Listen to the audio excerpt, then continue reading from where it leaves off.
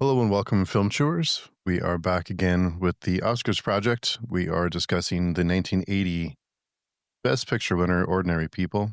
The runners-up that year were The Coal Miner's Daughter, The Elephant Man, Raging Bull, and Tess. The director is Robert Redford. Rest in peace, Robert Redford. Mm-hmm. And it's based on the 1976 novel Ordinary People. It won 4 Oscars in total: Best Picture, Best Director, Best Supporting Actor for Hutton, and Best Adapted Screenplay. So as usual, we're here with Jared and Chris. How is everybody doing? Very good. Yeah. Enjoying this little series, especially as we get into a series of movies that are not watched, maybe not watched ever, but also definitely not watched multiple times, like a lot of the films in the 70s would have been. Yeah, the 80s are going to, it's a different era. I think but this one, Yeah. I was surprised at how the lack of any comedic relief at all. I was surprised that they really were committed to kind of, because the entire film, you feel that it's very suppressed, and the emotions of the characters are suppressed, and the tone and the music and everything is, the colors and everything is very restrained. Mm-hmm. Yeah, interesting.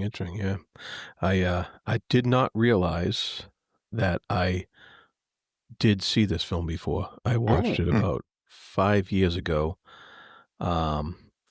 because we watched it because it was a part of a course that my wife was taking for her degree, and she had to watch this film, and we watched this, and like as the film started, I'm like, this looks familiar. And I'm kind of surprised that I forgot that much about this film and that it didn't stick with me at all. So that I don't know what that says about me or about the film, but it just it didn't really stay with me. Didn't resonate, and hopefully I can kind of work out why here today. Little therapy session, just like the one in the movie, right? Yeah, absolutely. Yeah. Well, it is especially interesting. Like, Mary Tyler Moore is not a thing outside of the US, like at any stage, and a lot of the commentary around her performance and that kind of stuff has no relevance for certainly me. Didn't grow up with her in any kind of way, but Judd Hirsch was a sort of comedic actor, or certainly in a comedic show after that. So actually, him playing this very straight does stick out a little bit to me in that case, especially because narratively, structurally, they could have had the therapist room be where some of that levity did happen, and it wouldn't have affected the outside world. So the fact that they didn't actually use that opportunity is quite telling, I think, in some ways. And I think it probably makes sense that there was no levity, if that makes sense, because it never was a film about that. It wasn't a film about even families getting on together at any stage. It was about a family that was falling apart. So the laughter was probably gone. Yeah, especially after the death of a family member. And also it was very, in the forefront, that they wanted to, especially the Mary Tyler Moore's character wanted to maintain a certain perception of the family, even though it was falling apart. She wanted to have the outside perspective seem like everything's fine, and everybody wanted to maintain that kind of, nothing's wrong and everything's fine, and that when inside they were a complete mess. Yeah, that consistent need to keep up with the Joneses, basically. You can't show any cracks socially. You can't show any, everything has to fit within this structured society that they believe is happening around them. And it's kind of strange because you look at some of the outside characters that they interact with, and it seems like they want to support them and show sympathy, but they put up this wall that doesn't even allow that to happen. Mm-hmm. Like, no, don't sympathize. We're fine. Here's this wall. We're normal, just like you. Don't worry about us.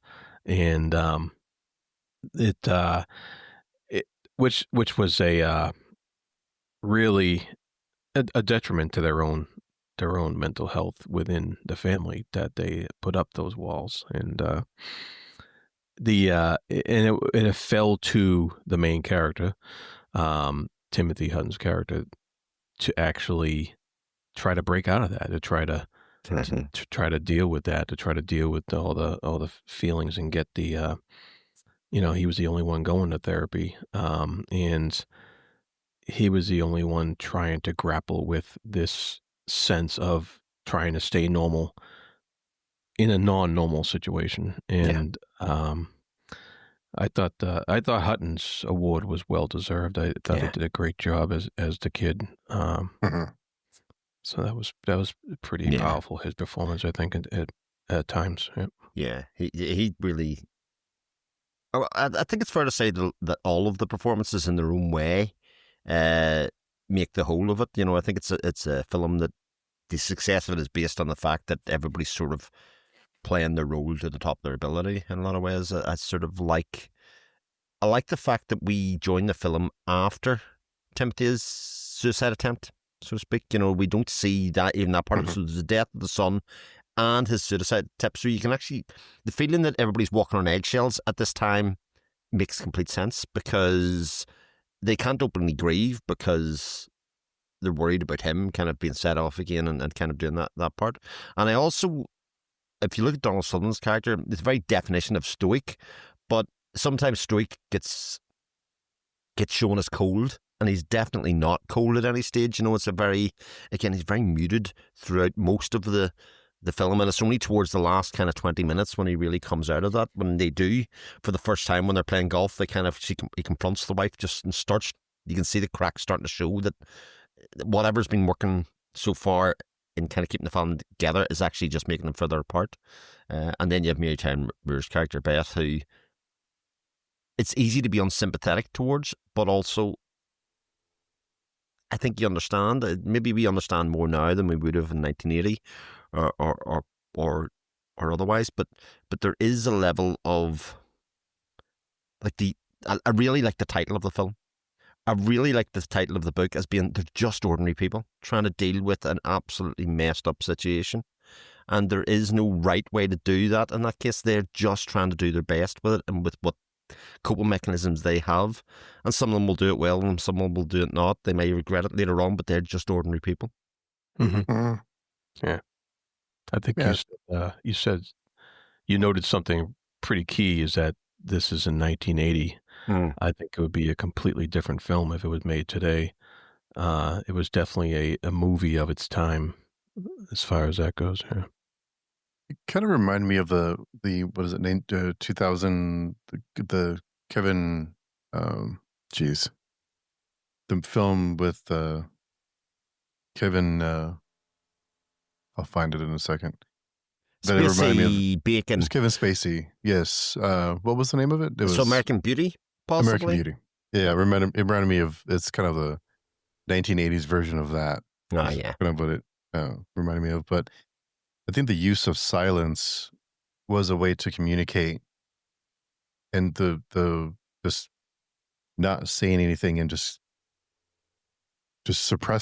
constantly suppressing to keep everyone, everyone had their reasons. But I did like that it jumped to each character and showed at least a piece of their perspective on the situation. That's true. Yeah. Yeah. Interesting you mentioned silence, because the film starts out with no sound whatsoever. Yeah.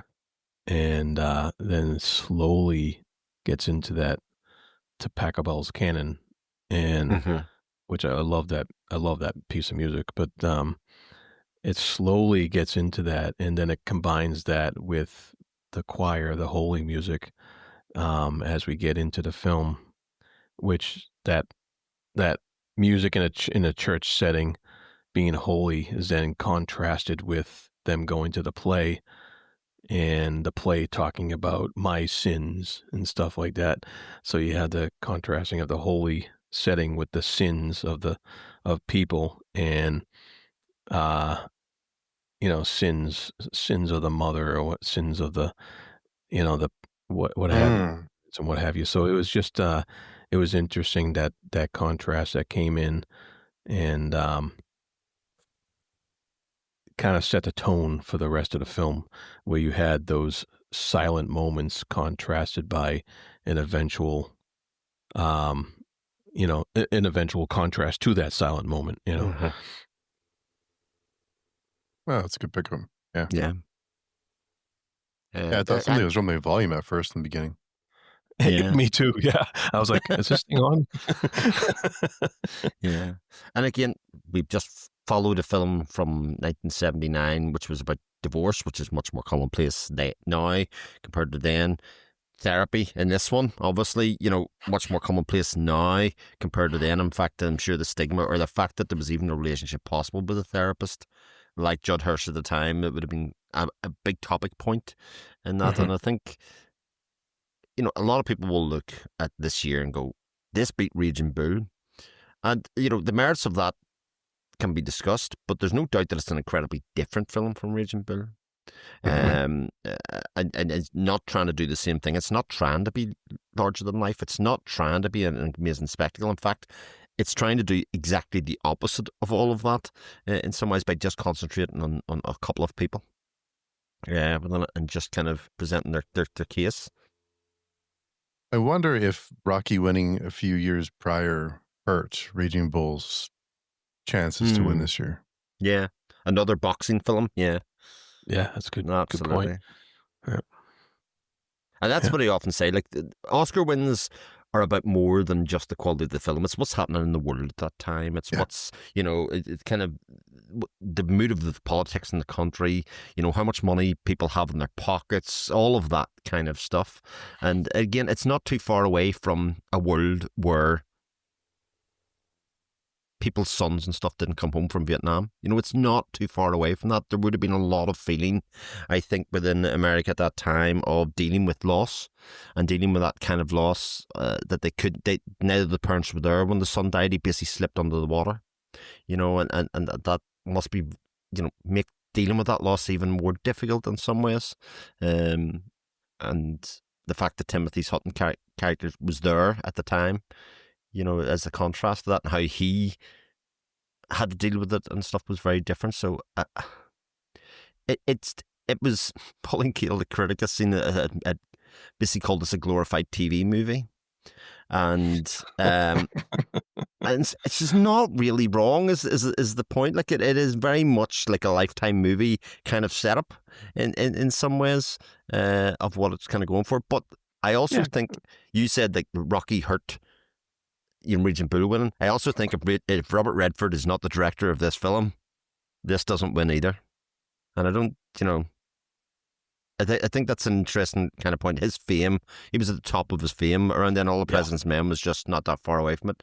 I think that in its own way kind of talks about how Hollywood works as much as quality of movies and all of that kind of stuff. Yeah. And I think the performances of the acting probably elevated a bit more over the Lifetime movie yes, absolutely. moniker. You don't detract that cast if you're not Robert Redford. You don't get those performances out. And I think that's one of the things that direction, I think, has sometimes got lost in the fact, because a lot of people think direction's about where the camera sits and points at and all the rest of it. But great directors get great performances out of people, elevated. Like Timothy Hutton was literally a nobody. Mary Tyler Moore, by all accounts, was acting against type very much so, and even Donald Sutherland to a certain degree is much more reserved, and that speaks of somebody that knows their craft and what they wanted out of the film. Yeah, I think he did a good job with kind of having a chance for each character to get some empathy from the viewer, to have maybe not. I think the only one that don't really feel a whole lot of empathy for is Mary Tyler Moore's character. She's so rigid and heartless at times, but but at the same time, I guess, when you have there's always a favorite kid, and I think that, and also with the death of one of her kids, she has some I think that developed some, kind of resentment for her living son that maybe wasn't her favorite, or kind of the so Yeah. it's but every character you at least see, you at least have a little bit of empathy for, and there's a lot of good choices in the film with the color palette and with Yeah. the acting and the framing and everything. I think it was well done, but I wonder if his name wasn't attached, if it would have won for Yeah. this year. Yeah. Yeah. She, her character definitely gets the Oscar for most repressed feelings. uh, yeah. But Yeah. there are You're, small that's a good point. chinks there though, Jared. You know what Oh, I yeah. mean? She is Yeah, very absolutely. repressed, but as those the just miniature moments, which again makes her performance so good. Yeah. You think Yeah. she'll change? Do you get the impression that she'll change in the future, or is she stuck?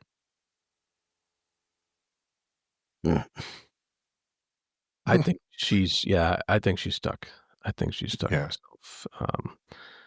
She was, and it was kind of interesting because I think this portrayal of these parents, these particular parents in this film, is kind of opposite from what people expected at the time. Yes. At the time, they probably would have expected the father to be the one who's like, "What therapy? You don't need to go there. Just kick you in the ass and get you going, what have you." Mhm. And and it would be the mother who would be pushing the therapy and stuff like that. I think that would have been the more normal sphere to look at back then during this time. And so I think that twist was, on purpose, just to show different sides of different range of character for the normal what would be considered normal at the time. Yeah. And that was actually probably well received, as far as what was possible within the family dynamic. And so I like you said, I think Moore's performance was also so against type. As you know, she comes from a sitcom background, and uh, that you kind of it could have been overplayed way more, just to go against that type, and maybe it was in some cases, but I think, like you said, Chris, I think she did a pretty good job with that. But I also think Sutherland's performance was, he had a kind of a understated performance, kind of, it was soft, and it was purposely so, and so I kind of like that, because those moments where he had a lot of trouble just speaking, just trying to find the words, like, Yeah. I thought that was very accurate, because it wasn't like he was spitting out this written dialogue that was on the page and he was just delivering it. He actually really felt like he had trouble articulating his feelings in the moment, which I thought was really good, because that's how people really are. That you don't always know the right words to say at the right time, and I thought he pulled that off pretty well. Yeah. He was just trying to understand all the time. That was his words that kept coming out of his mouth. I'm not judging anybody. I just want to understand why you feel that way, or Yeah. why that's happening, which ultimately, throughout most of the film, he doesn't even try and understand Mary Tyler Moore's character at all. He's trying to be the husband in that case. And it's only towards the end when he does try and understand it that the veil Right. sort of falls from his eyes in some ways. I think the other thing that's really interesting about Sutherland's portrayal is that, again, for 1980, very anti-masculine in a lot of ways. In some cases, yeah. In a world that the man's supposed to be the strong, and again, that strength is there, but not in the ways that society would necessarily portray. And it was interesting, I was reading some it was either letterbox reviews or Reddit discussions of the amount of people that have watched it since, and then been watching it as a family and kind of turned towards either a grandfather or something in the room to go, that's that person in our family. Those people that kind of, they don't say too much. They're always in the background, just kind of listening to people. That's who they talk to in the family and that kind of stuff. And there is a recognition that I think that films, especially, tend to portray only certain swathes of society and certain types of people, or sort of misrepresent that in some ways. And it's, his character, certainly compared to Beth, Mary Tyler Moore's character, comes out as a hero in this, although that judgment is sort of left kind of on the table a little bit, because it's sort of left as an uneasy kind of new life that's come ahead, that both of them are trying to deal with the new reality of what their life is, him post-therapy, or certainly during therapy at the very least, and this man who's seen himself as a father of a family is now just a father by himself, because she isn't even in the same state anymore. She's taken herself far away at that stage without a goodbye.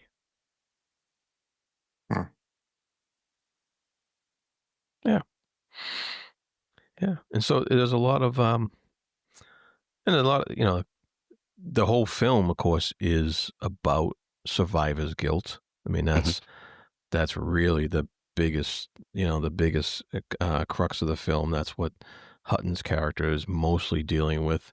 It's kind of interesting that the biggest action scene in the movie is the boat scene.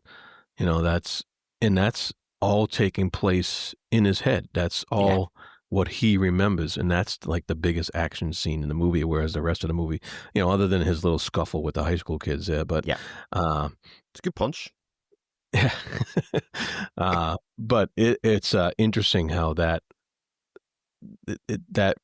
action scene being his remembrance really represents the turmoil that is going on in his head, and as opposed to the ordinary life around him, where everything is, like Steve said, you mentioned earlier how dull the palette is, and like that means life is dull, and so it doesn't the regular life doesn't reflect what the turmoil going on in his head, and that turmoil is what we see in that boating accident with the storm and the water and all that stuff, and the chaos of the scene and stuff. So that's pretty good stuff there. Yeah, I like that Hutton's character in school, that as soon as he starts showing some cracks to the group, that they kind of exile him, and they call him weird, and they start to even pick at him, and so I like that they gave different, because that's why he's so afraid to show any vulnerability, because he's being ostracized, he's being teased and exiled because of showing some cracks. So I thought all of that was really well done. Yeah, and he's so ordinary. He's not seen as somebody who was like top of the ladder. Like he's in a swim team, and he's just a member of that. The bit where he's practicing what he's going to say to the girl over the phone, I think is absolutely, it's sort of so adorable in a lot of ways, especially when it comes to the thing. All the practice went out the window. He's like, oh shit. I'm not even going to say it the same way. I'll just have to be myself. And the way that the female who they all kind of look at and go, isn't she lovely, and all the rest of it, she can see through the layers of veneer in some ways, and just sort of see a person, his vulnerability in some ways is attractive to him, because attracted to her, should I say, in terms of like trying to build and connect with him in some ways, because again, it's sort of alluded to that they have their own form of trauma in some ways, not of the same level at all, but they have their own issues that they have in just very small ways. They're trying to do, nobody can say the right thing, but there isn't the right thing. They're just ordinary people trying to find their way through life. Yep. Yeah, and there's also this theme running through the film about the illusion of control.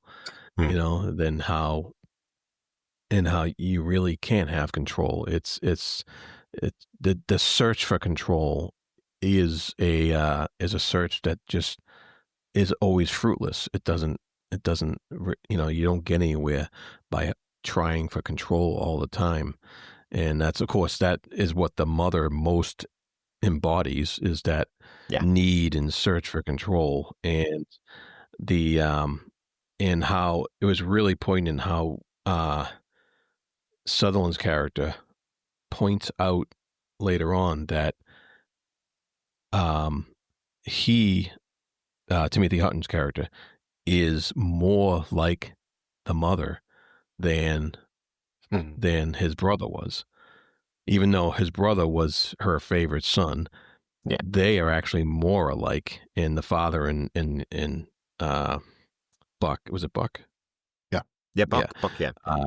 Where those guys were more alike, and that's a an excellent thing to point out, because the mother and the son, they're both looking for that control. They're both trying to find that, and they can't get beyond the fact that they need to actually let go rather than try to grasp. And so I thought that was interesting. That just showed a lot of interesting character dynamic there. Yeah, definitely. One of the, as you were talking, Jared, it reminded me of a really uncomfortable scene, the one where they're taking photos and the Sutherland's character asks the Mary Tyler Moore and Hutton's character to stand together, and just the awkwardness of that was extremely awkward.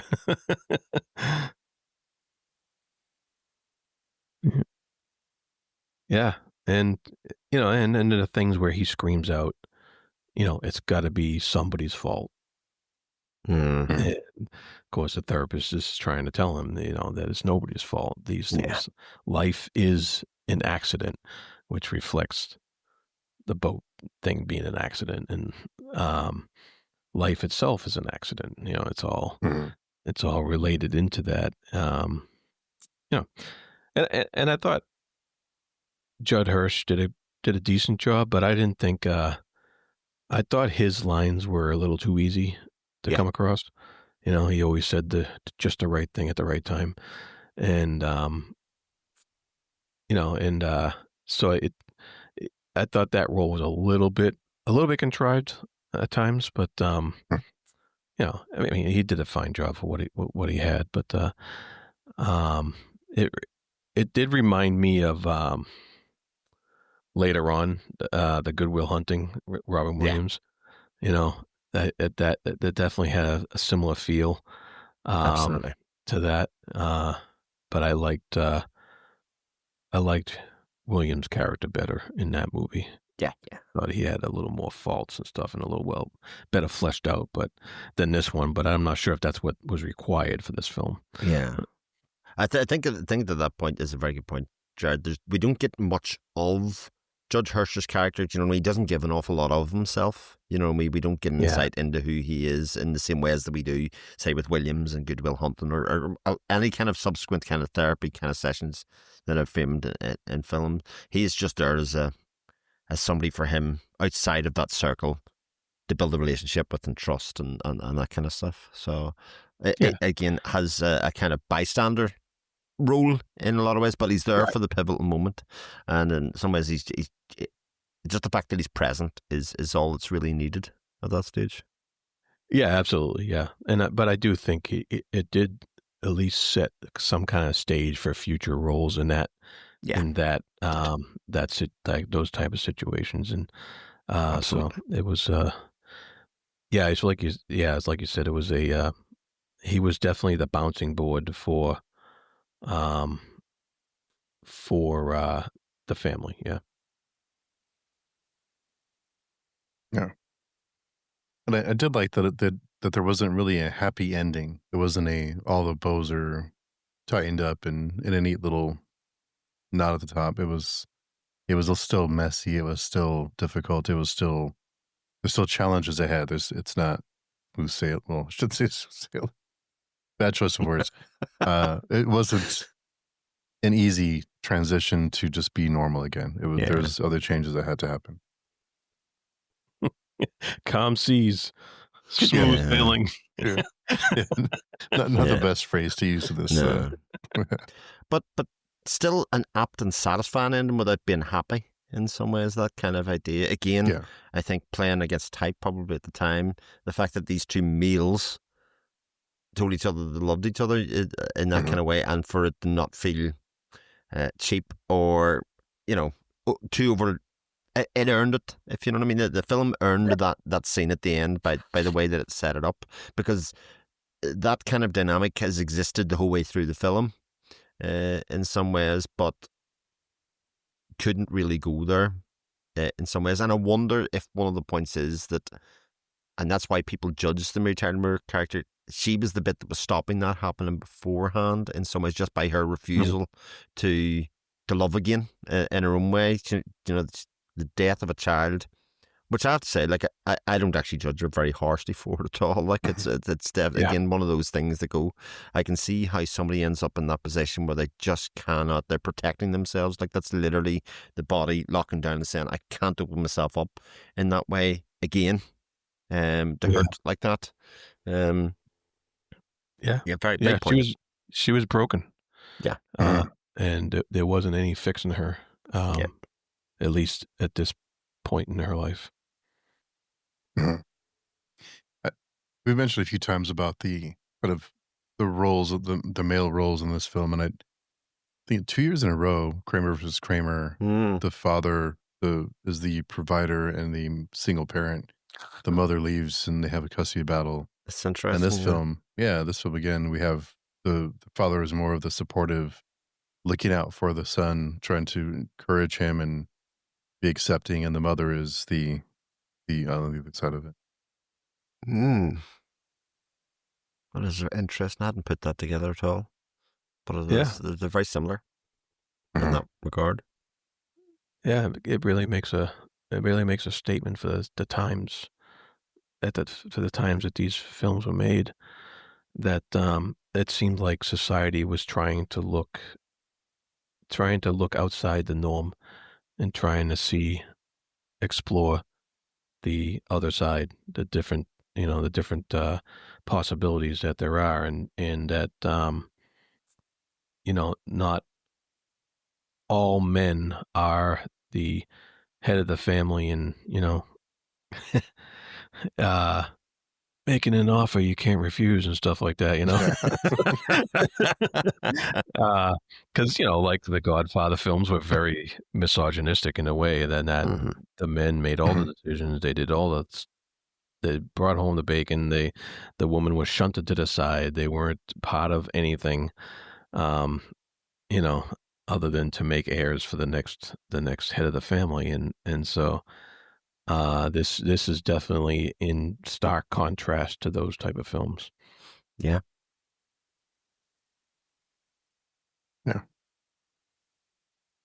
On the other side of that, though, of course, we have the female perspective within this, which it's easy to center on the character Beth, the mother, in this, but there's also the two other females, the girlfriend of Buck, who I didn't see that coming at all. Like, she was only there at the start at all, but that, again, very effectively used, because when he makes the phone call and gets the news, I think we're shocked. It makes total sense for his character to react in that way, as like almost, he didn't expect it, and the thin veneer that he had in his life, again, on his control, just totally slipped at that point and made him kind of come to terms with his guilt at that stage.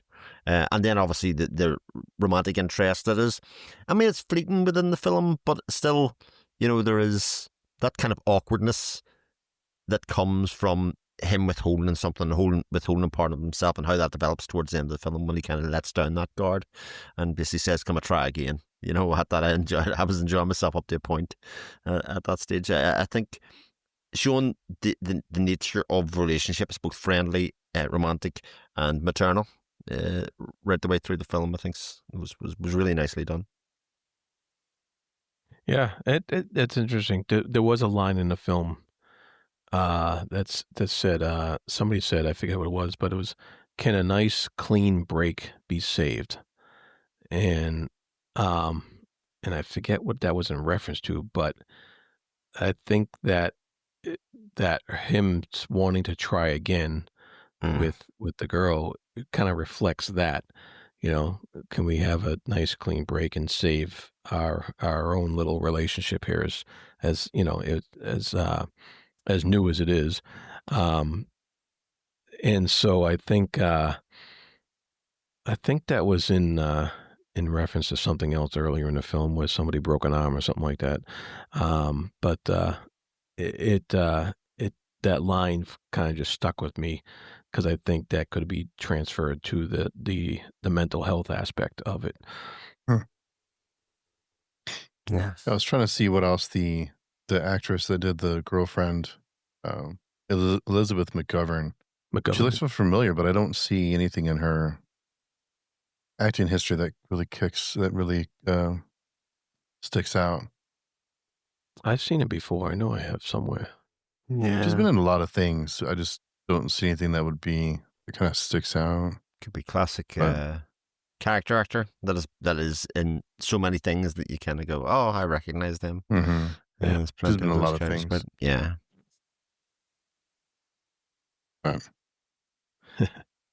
Maybe all those Lifetime movies Chris was talking about. Yeah, quite possibly. Yeah.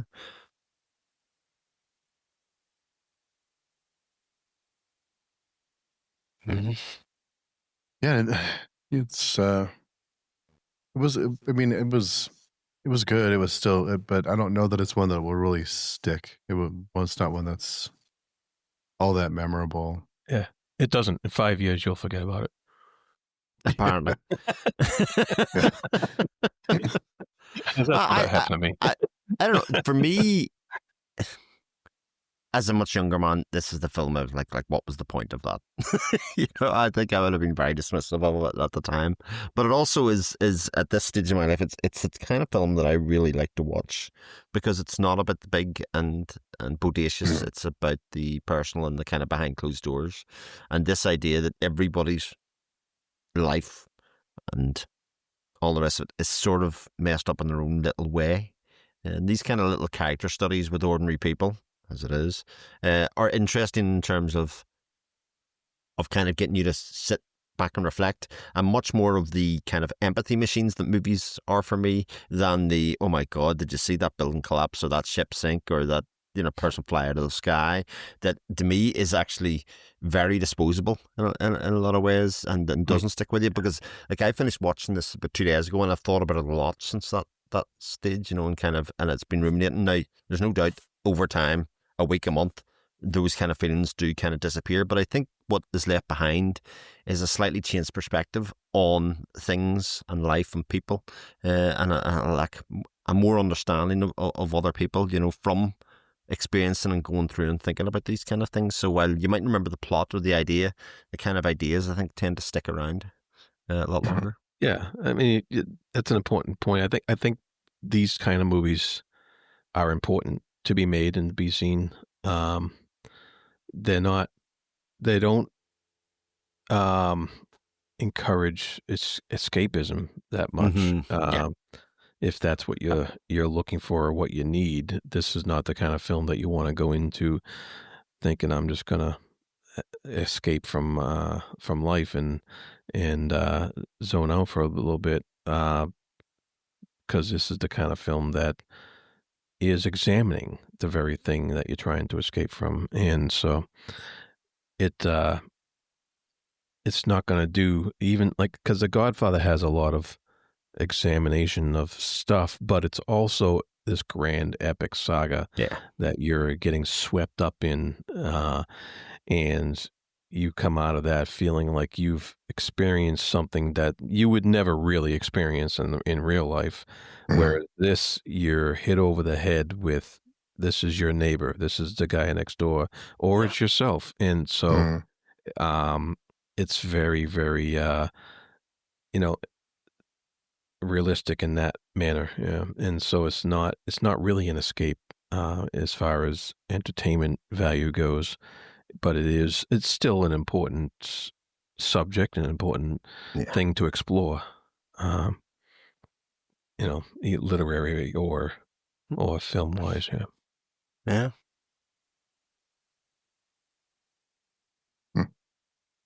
Well said. Yeah. Oh, thank you. I think. So no, that was a good point. So where does this fit in everybody's list? Oh God, approximately. I have no idea. Well, this is very hard. Well, Jared's done the ranking actually, so this will be interesting. Done the ranking. you know, as like technically, I think there's a lot of things well done in this film. The acting I thought was well done, and I thought the thematic work was really good, and I really loved how it ended with Pachelbel as again the canon music, and but like I think I said earlier, it was kind of forgettable in the long run. And so, as far as how much I personally liked it, I think it's down on the list.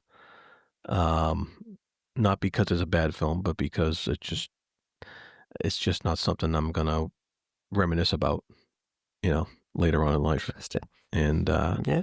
so I have it down at number 17 right now. Okay. Out of 21. But it's quite near. It's unfair to the film because there's a lot of great films that we've been watching. But yeah, that's true. Yeah, you got to rank them somewhere. I'd almost certainly have it a lot higher than that. I would have it maybe without kind of putting names on films or otherwise the kind of 12, 13, 14 kind of, right? Because it is the kind of film that I tend to like and permeate on and kind of think more back fondly of. Like I would probably have this higher in French Connection. That would be kind of the marker around them. I'm kind of thinking other films enjoyment-wise that are around it, but I would have it above French Connection, and I like French Connection quite a bit. So, I think probably around 12, 13, 14, something like that. Yeah. Yeah, I think the same for me too. I think I haven't sat down and put the list together yet, but I would be surprised if it makes it into the teens. I think it's right about there, 12, 13. Okay. 11, 12, 13. Yeah. I don't know. Try making the list. It's harder than you think. Yeah, I know. I'm afraid to do it. Yeah. Some tough choices. Slant Magazine, I just actually found while during we're off, did a ranking of all 97 Oscar winners, and it's nearly slap bang in the middle. It's 47 in there. So, what's number one on their list? Number one on their list. That is a good question. Number one is All About Eve. Of the ones that we've watched, the top one on their list is Godfather Part 2. Wow. But for context, the second one on the list, this just shows you how subjective films are. Annie Hall's number 2. And then The Godfather. Well, So I like Annie Hall. Yeah. Not better than The Godfather. I mean, not better than Godfather, no. But, just shows the show. Yeah. I got Annie Hall at number 8. Oh, interesting. That's number interesting. 8. Wow. I liked it a lot. Yeah. So there you go. Annie Hall number 2, huh? Well, number 2 of the films that we've seen. It's actually number 5 on the list. Oh. Okay. Like some other ones that are above it. How Green Was My Valley, Best Years of Our Lives, All About Eve, that kind of stuff. So that's all stuff pre-1960. Yeah, exactly. Yeah. So it's number 2 on the list of films that we watched. And I would say in general, this list is weighted a little bit pre-1960 in general, I think. Oh, yeah. They didn't have Citizen Kane up there in number 1, huh? Didn't win the Oscar, I don't think. Didn't? Oh, wow. I don't think Oh, wow. Citizen Kane did, no. Really? Wow. Yeah, so next up for us is Chariots of Fire. I've never seen it. Dun, dun, dun, No dun, idea. dun, Is it a musical or? Oh. I don't think it's a musical, but it's has that that soundtrack. Citizen Kane did win Best Picture in 1942. There you go. Oh, okay. It won 9 Oscars that year. Like, what an idiot I am. There you go. Yes, Chariots of Fire has a Vangelis soundtrack, but it's not a musical as far as I'm aware. I've never seen all of it. No, it's not. It's not. Just has not Vangelis soundtrack. Just that soundtrack. That famous. It's a historical sports drama. Yeah, it is. I've never seen all of it start to finish, but I've seen lots. I've only seen that guy running across the beach. That's it. To that music. Yes, indeed. Back over 2 hours again, we'll go. Yep, that's where we're going. Oh, we're getting back into the epic length stuff. Although the Those bits where he's running across the beach. I mean, if you speed it up to 2 times speed, he's probably running normal speed. So, you know. Right, it's a slow motion track, right? Oh, dear. I think it's just looking at the list for the 80s. It's interesting to see the films that they chose considering the crime wave was in the 80s, like the amount of crime in the 80s here in America, and the movies of that time were not really. They're not really representative of the decade, both in terms of both the things that were happening socio-politically, and also if you think about, like, when people think of 80s movies, they're thinking about very Amblin, Spielberg-y kind of entertainment, very much at the heart of that. Even the horror movies, the kind of fun horror that was happening around that time, none of that's represented in the nominations even for at this stage. And I think it'll be interesting to see when we get to the end of it and kind of go, is this the point that a lot of people started to turn off the Oscars? Because what was being awarded, the best films, were not what people were going to watch in the same way, or in the big numbers, or the things that were the influential movies of people's lives. Because the ones that are winning here, while people will accept in good films, they tend not to be in people's top 10 lists. They tend not to be in people's top 5 lists, that kind of stuff.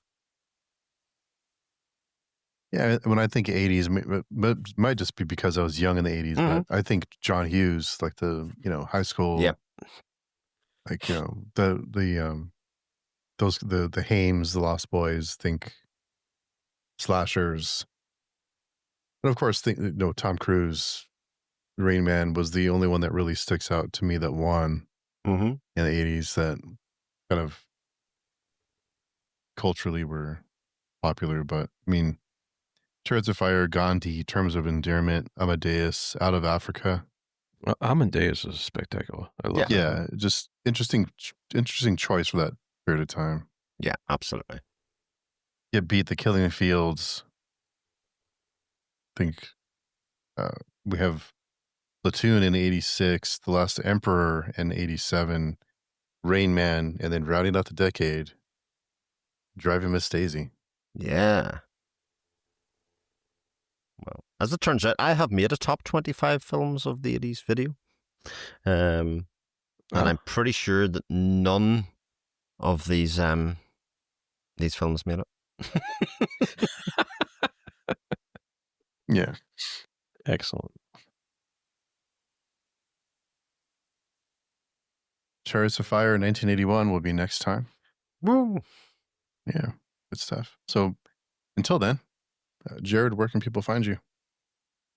You can find me at the Fantasy Thinker YouTube channel. You can find me on Speculation Podcasts, and also on Weekly Pulse, on comics panel joint. Yeah, that's it. Yes. And Chris, you can find me on my YouTube channel and my name Chris Moen, or you can find me on Speculations or on Patreon. Yes, you can find me on pagetwing.com. All the links are there. Come and say hello and check out all the things we're doing over there. So until next time, we'll talk to everyone very soon, and we'll be discussing Chariots of Fire. See you then. Dun, dun, dun, dun, dun, dun.